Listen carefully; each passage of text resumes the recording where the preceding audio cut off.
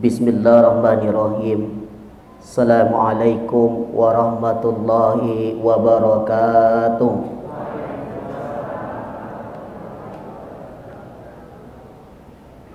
Alhamdulillahillazi an'ama alaina bi ni'matil iman wal islam. Asyhadu an la ilaha illallah wahdahu la syarika la al-malikul a'lam.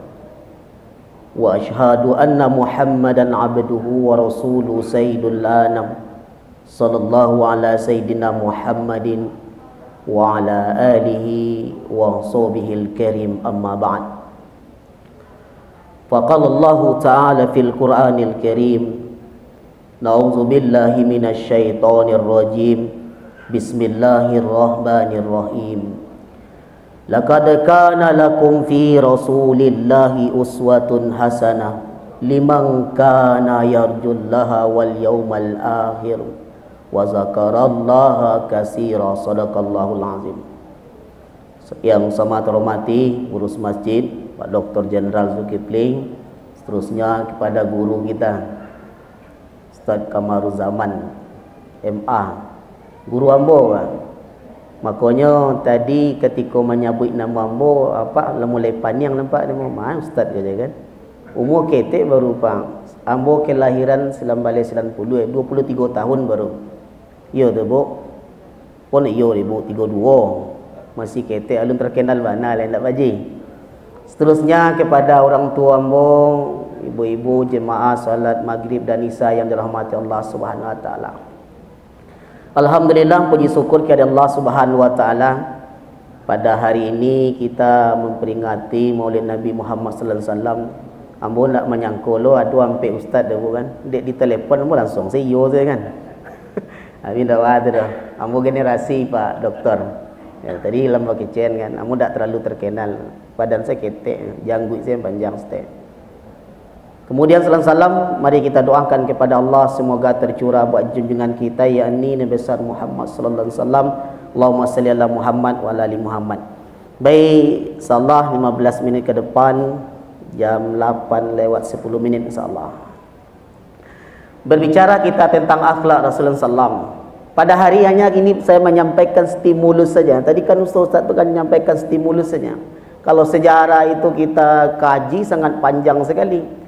Makanya Bapak Ibu, kita tidak akan pernah tersentuh siapa sebenarnya Nabi Muhammad SAW itu. Dengan memperingati Maulid Nabi itu kan stimulus. Makanya dalam kurikulum Merdeka itu semua soal kan pakai stimulus. Makanya Bapak Ibu, pada kesempatan malam yang berbahagia ini ada sebuah buku yang nama judul bukunya itu adalah Sirah Nabawiyah. Bacalah. Ambo yakin Bapak Ibu beko kalau membaca buku itu menangis mah. Nabi Ibrahim itu Bapak Ibu dia tidak bisa dibakar selama 40 hari 40 malam.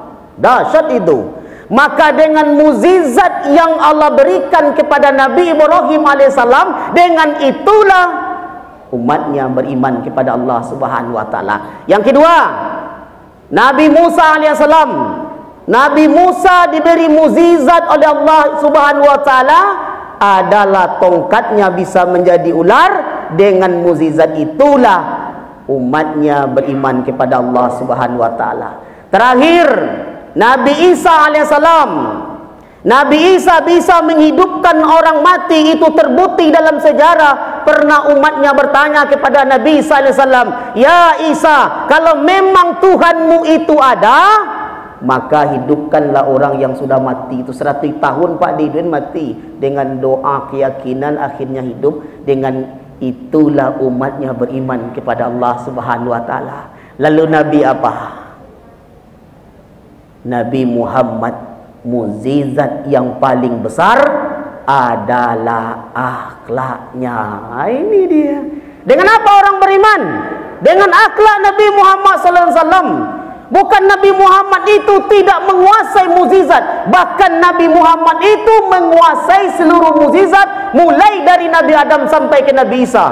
Tapi mukjizat yang paling besar yang dimiliki oleh Nabi Muhammad SAW adalah akhlak. Kini ko wana yang kurang kan, kalau di pendidikan di alien namakan pendidikan berkarakter. Kalau ada anak generasi awak ndak bakal akhlak kedua mau itu. Tuh. Yang pertama, makanya disampaikan, laqad kana lakum fi Rasulillah uswatun hasanah, itu sungguh telah ada pada diri Rasulullah SAW itu suri tauladan yang baik bagimu. Lam itu lam taukid, qad itu taukid, berartilah sewananya. Tapi awak kan nindak kan? Nah, itu dia. Sejauh manalah kita itu. Tadi saya sampaikan stimulus. Kembalilah kita, kalau memang umat Islam itu ingin maju, kembalilah ke bagaimana Rasulullah SAW. Lalu apa hal yang menarik, Pak? Tadi disampaikan oleh guru kita. Yang menarik itu, Bapak, dengan akhlak inilah kita akan dimasukkan ke dalam surganya Allah SWT. Dengan akhlak ini juga yang akan memasukkan kita ke dalam nerakanya Allah SWT. Contoh, ada seorang perempuan yang soleha, rajin salat, rajin tahajud, rajin sedoeh. Masuklah kucing. Lai tahu Pak kucing, ibu kucing. Masuk kucing ke rumah, nyo ambil lah ikan, nyo makan, nyo larian, nyo kaja kucing tu Pak, nyo kabek sampai mati, lalu dikabarkan masuk neraka. Coba bayangan tu. Sembayang lai rajin ke masjid, tapi perangai itu tak kau orang lah. Ka kucing. So, lagi sebuah contoh, dengan akhlaklah maka kita tidak akan pernah masuk dengan amalan kita ke dalam surganya Allah Subhanahu wa taala. Yang memasukkan kita nanti ke dalam surganya adalah akhlak awak tu, perangai awak. Contoh seorang pelacur berjalan di padang pasir, nampaklah seekor anjing, dia masuk ke dalam sebuah lubang sumur, akhirnya diselamatkanlah seekor anjing itu. Akhirnya apa terjadi? Perempuan ini dikabarkan masuk surga. Tapi kau jangan salah paham lo, itu kan melacur siapa bosan dulu ustaz. Dah, ini lah bertobat mah. Coba bayangkan tuh dengan akhlak. Nabi Muhammad tu nyurang sama rata sih, bu. Orang yang jaik nyelok ya, jo tetangga nyelok ya, jo keluarga nyelok lo. Contoh, bu. Nabi sedang jalan, ada lantai 2 pada waktu itu lewat, dilemparlah dengan tai onta itu. Dahsyat, yang harga 50 juta tadi Ustaz 50 juta itu. Kecek Nabi. Kau ala bantu lain lo hitam-hitam ni mah aja kan. Cuma dia buat. Itu dengan tai onta. Akhirnya apa lagi yang terjadi? Jalan lagi dilempar, Nabi senyum. Jangan. Awak saya sekecil hitam kaliang orang menangi. Lama lawan. Capek mana emosi, capek na marah. Nabi tiu status ya, yang contoh lah itu Nabi ya. Kalau tidak sampai 125 jadi penol kan. Akhirnya apa yang terjadi? Karena baiknya akhlak Rasulullah SAW, dia tidak pernah membalas apapun kejahatan yang pernah dilakukan, yang diberikan oleh orang kepada dirinya. Akhirnya sakitnya ikut orang bukan Islam, Pak. Siapa yang pertama menjadi Nabi? Coba lawak tuh tetangga sebelah tu mati selanya. Kan ikut kan lama sampai ke sama ustaz, kalau ada tetangga yang tak jahit kawak bu, balilah daging agak 1 kilo di pasar. Jangan kinyojian kampung.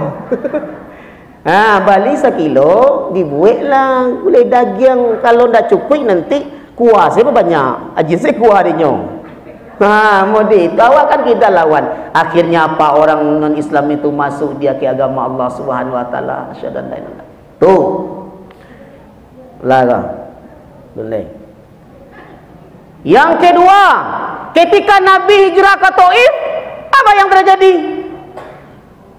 Nabi dengan harapan kau bawa ke sana mati nanti diterima di Taif. Apa yang terjadi? Nabi dikejar, Nabi dibunuh, bahkan Nabi itu berdarah-darah. Coba bayangkan doa. Tadi lama kecen nama. Kalau ada orang menghina awak pada ada manganyo menghina awak karena nyo ndak mampu menyaingi kita, kan itu sebenarnya. Maka kata pakar, buat orang yang hasad itu, orang yang menghina itu kan sama seperti buah busuk tu. Ndak kalah mu tu lain, camel-camel lebih di dunia buah busuk kan mu ndak diunjangnya jatuh je tanya. Pengaruh lawan buah busuk camel lain. Kurang kare wak kare lo. Pantang lo kalah, dan pantang lo kalah ni ustaz, dan kalah le podo zina namu le. Kan ikut nak benar nak bayi celah Dibunuh Lalu datang malaikat malakul jabal, malaikat penduduk bukit pada waktu itu. Wahai Rasul, itu penduduk Taif sangat luar biasa lagi. Maka perlu saya angkat bukit Uhud ini, lalu saya timpakan kepada penduduk Taif, dia binasa sado. Jadi endingnya Nabi, kecil Nabi. Janganlah malaikat, janganlah seperti itu. Ya kan? Kenapa orang itu jahat kepada saya? Boleh jadi dia tidak tahu. Maka saya doakan dia, semoga nanti dia melahirkan generasi-generasi yang beriman dan bertakwa kepada Allah SWT. Model itulah nya pun. Wak kan indah. Stek wak maneh, stek wak berangan tu. Terakhir. Ngomong lah. Lain dok makan si aga. Lain mu itu sudah suku mu ceramah mah. Mengapa akhlak Nabi Muhammad itu sempurna? Itu dia. Tadi disampaikan oleh guru kita, guru Ambo ya kan? Yang menyusui Nabi Muhammad itu kan siapa itu? Halimatus Sadiah. Halimatus Sadiah itu adalah perempuan yang lembut. Batu kecil guru Ambo tadi, kalau ibu gagal mendidik anak dari ketek sampai SD, barunya SMP, SMA ibu ajarkan gagal selamanya. Maka pakar psikologi mengatakan mendidik anak tuyu dari ketek sampai SD. Itu. Makanya ibu-ibu kalau ndak apa yo sabar-sabar lah mendidik anak tu, akhirnya yang menyusui apa ibu. Kita singkit saya cerita Nabi Muhammad itu kan disusui oleh Halimatus Sadiah. Lalu disusui bu asinya itu kan disusukan sebelah kiri. Iyo tu bu. Iyo, Nabi Muhammad ndak namo sebelah kiri pak. Tak namo. Mangga Nabi Muhammad namo sebelah kiri? Karena sebelah kiri itu adalah punyanya Hamzah anak Halimatus Sadiah. Kan kecek ilmunya Pak Mu kurang paham nanti. Ya tu ibu yang tahu. Yang kanan tidak ada susunya. Tapi ketika Nabi Muhammad keluar susu yang kanan itu, Pak. Coba yang kan tuah. Nabi sebayi tuah ma tahunya tu ma. Ma yang punya orang, ma yang punya awak. Iku mula 60. Dan ma punya awak, dan punya orang dah jalir. Tonggak memakannya. Mulai galak kan? Kan mulai tersinggung tuah. Bukan ceramah Ustaz karyawan nama. Tu mana mau ceramah? Maknanya tapi ya tersinggung dah. Kalau nak tersinggung tu tak lu terasa dah. Jom itu terasa. Ndak ada nak jalan je lah tu. Umur lampai 50, 50, 60 ampiang le besok pagi. Antah hari Senin, hari Selasa dah. Manan barang orang nama banyak nak punya tu tu. Jalan santuang sesedor jalan Ustaz jalan kini dunia lu hitung ayat tadi lah kio. Nabi Muhammad dari bayi lah tu. Lah tu lama nah litak. Lun lain, 3 minit lain. Terus apa lagi? Kenapa Nabi Muhammad itu akhlaknya sempurna? Lihat ayahnya. Ayah Nabi Muhammad itu namanya Abdullah, kekasih Allah, hamba Allah, Abdullah namanya. Beliau usianya meninggal dunia, orang tua Nabi Muhammad itu 23 tahun. 2 tahun istrinya Aminah itu mengandung 2 bulan. Nabi Muhammad ayahnya itu sudah meninggal dunia 23. Timbullah pemeo di masyarakat awak. Ayo Ustaz, orang elok tu capek mati Ustaz. Itu pemeo saya dapat tu tak ada dalil tahu bodoh kan. 23. Bukan yang tu apa yang datang 60 kau ndak elok kau salah faham lah kan. Elok kan. 23. Makanya bibit itu yang penting. Maka disulbi Abdullah tu lah nampak elok soleh ayahnya. Orang tuanya Aminah jujur, model itu. Makanya ibu mencari kan apa kan tak usah diperbaiki lagi. Kau mencari ulang lo dari awal dia jadi bini baru lo bego. Dah, janganlah seperti itu. Aku cik ustaz apa kan? Dah. Makanya apa? Kalau kau memperbaiki generasi nanti apa? Kalau ibu mencari menantu tanya dulu lagi solehnya. Konda kalau nyo dokter, kalau nyo pejabat beraliknya seminggu. Kalau ustaz imam di masjid saya berdoa saya. Bacalah surah Zumar itu.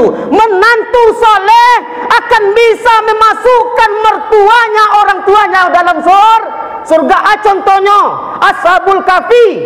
Lain kenal Pak Ashabul Kahfi? Lain. Santiang Pak Mahmud kenal lah. Ashabul Kahfi pemuda yang soleh Pak. Jangankan orang tuanya, anjingnya saja masuk surga Pak. Iya tu Bu? Ini santai Bu pada Mbo ya. Lama. Makanya orang tua yang penting lu akhlak itu. Mimpi kita kalau awak ndak elok akan melahirkan generasi yang elok. Nabi seperti itu. Terakhir, apa yang ditunggu gua? Lemah lembut. Ambo cik saya contoh, bu, kat isteri. Nabi Muhammad tu elok. Pas Nabi Muhammad tu pergi dakwah, pulang tengah malam, bu. Ditokok pintu, kiranya isteri ndak jaga lah. Akhirnya Nabi tidur di luar, bah. Tidur di luar. Itu. Apa indah? Guru bawa kunci di rumah dua. Besok bawa kunci dua kalau apa keluar meninggal ibu. Kan pak pulang jam 2 malam tu, abang bawa kunci, kunci Honda. Kan tak? Ditokok-tokok dikuncang-kuncang Oi, jago Ala siap timur dalam. Mengasih rumah lalu kalaluk kan indak begitu lembut lo. Dahsyat Nabi Muhammad tu. Tak mana tu kan. Lalu Nabi pulang, layado yang kadi makan isteriku. Dah ada kita puasa. Ambo puasa. Macam itu. Dahsyat kan? Terakhir, lalu terakhir tadi, wajan dah lagi dakik yang berempat. Nabi dapat makanan tetangga, bu. Isteri Nabi dapat makanan di sebelah tetangga, lalu ditunggunya Rasul. Ditunggu Rasul untuk makan bersama. Tahu tak ibu Nabi puasa? Lalu ditunggunya tiba di rumah, ya Rasul, mari kita makan bersama. Akhirnya apa, bu? Dibatalkan puasa Nabi, bu. Dibatalkan demi isteri. Awak kan indah. Lah payah bini menunggu makan di rumah.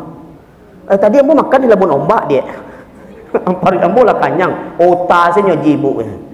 Alamah, ambo dia mau tahu otak saya kan. Itulah bu. Jadi kesimpulannya, kalau kita ingin maju yang disampaikan oleh Pak Dr. Jenderal itu, perbaiki akhlak kita. Jangan kasar, santai sajalah. Nyina ada orang senyum. Saya nak berubah dah bu, yakinlah bu. Ya kan? Kalau ndak kita tidak akan pernah berubah. Kenapa orang lari ke Islam itu? Karena kita kadang-kala terlalu banyak emosi. 1/3, 2/3 dunia ini dulu dikuasai oleh Islam. Itu saja yang dapat saya sampaikan. Terima kasih atas perhatian. Mohon maaf atas segala kekurangan. Kalau ada sumur di ladang, bolehlah kita menumpang mandi. Kalau tidak ada sumur di ladang, tidak usah saya mandi-mandi. Kalau ada umur panjang, bolehlah kita berjumpa lagi. Burung irian, burung cendrawasih. Cukup sekian, terima kasih. Wassalamualaikum warahmatullahi wabarakatuh.